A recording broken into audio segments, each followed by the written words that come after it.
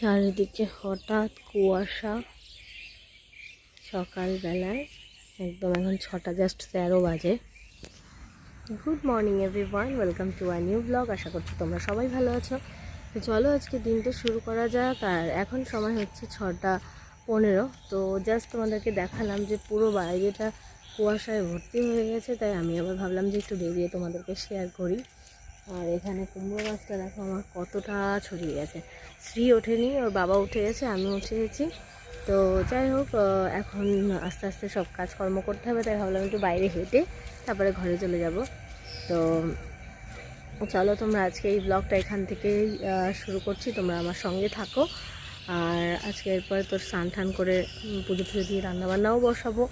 তো আজকে বেশ ভালো হয়েছে, একটু তাড়াতাড়ি উঠতে পেরেছি। এই যে দিকটা প্রচুর কুয়াশা, পুকুরের ওপরের দেখো পুরো ভালো করে বোঝা যাচ্ছে, পুরো সাদা পুরো ঢেকে গেছে কুয়াশায়। হঠাৎ করে কেন জানি না আজকে এত কুয়াশা পড়ছে। যদিও সকালে খুব একটা ওঠা হয় না এত সকালে, তো আজকে উঠে দেখলাম যে বেশ কুয়াশা কুয়াশা হয়েছে। আর এই পাশটাতে একদমই আসা হয় না, তাই ভাবলাম যে আজকে তোমাদের সাথে চলো শেয়ার করি আর ঘুরে আসি।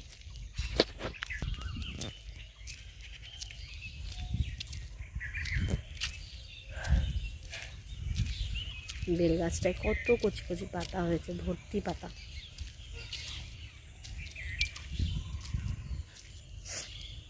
আমাদের সব এই পাশের গাছগুলোও কেটে দিয়েছে, যদিও এই পাশটা আসা হয় না। এটা কোনো গাছ নেই। এখানে আর একটা বেল গাছ ছিল, সেটাও কেটে দিয়েছে, শুধু এই বেল গাছটাই আছে। তো চলো এবার যাই রুমে, গিয়ে কাজকর্ম শুরু করতে হবে।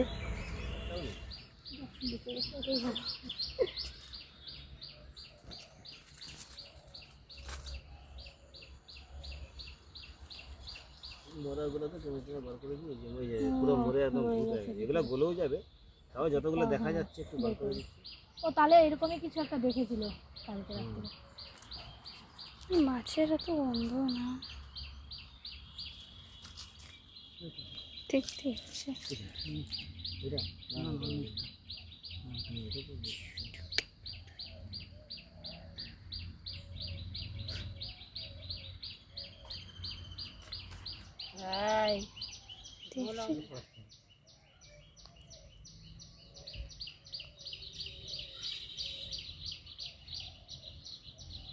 Good evening everyone.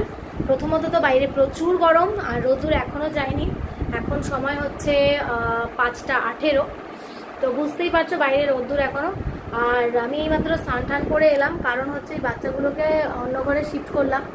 ওই ঘরটা পুরো মানে একদম নোংরা করে ফেলেছিল, আর লোক থাকছে, তো সেই জন্য এই পাশের রুমটাতে এনে রেখে দিয়েছি। আর এখন আমি একটু করছি যে আসন সেলাই, দাঁড়া পরেই দেবো আসন নিচে। এটা অনেক পুরোনো একটা আসন, তোমাদেরকে হয়তো অনেকগুলো ব্লগ আগে দেখিয়েছিলাম। এই যে এইটা এখন একটু কমপ্লিট করার চেষ্টা করছি, এখন যেহেতু সময় পাচ্ছি, তো সেই জন্য একটুখানি করে নিই দেখি।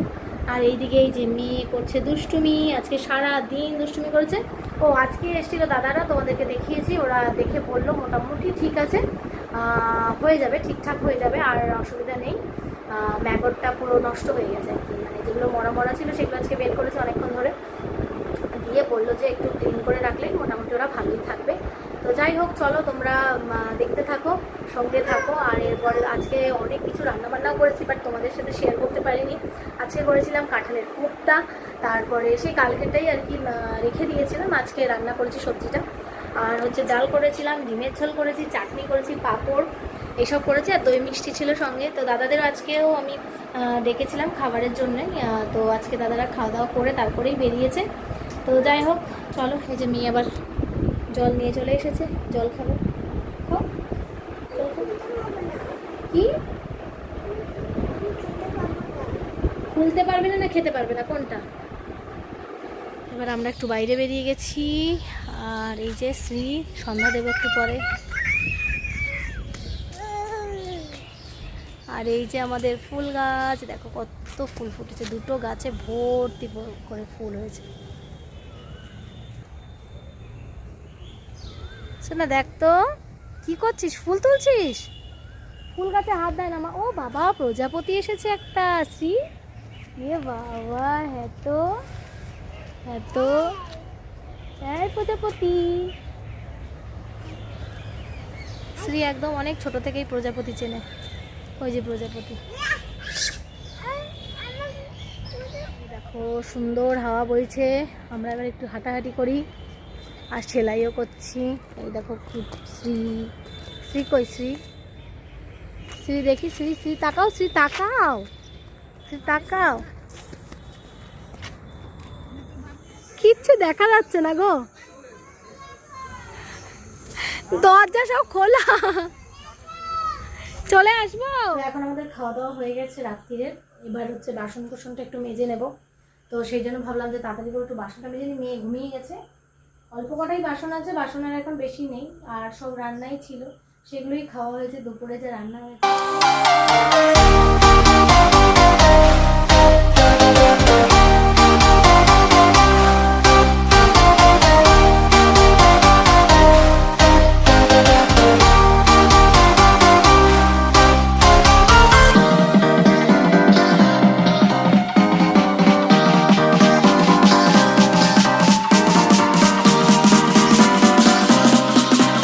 পড়েছি। শ্রী ঘুমিয়ে গেছে, কুচু এই পাশে, এই যে দেখা যাচ্ছে হালকা হালকা কুচু। আমি আর শ্রী এখন ঘুমোবো। তো চলো আজকের ব্লগটা এখানে শেষ করা যাক। গুড নাইট এভরিওয়ান, সবাই খুব ভালো থেকো, টাটা।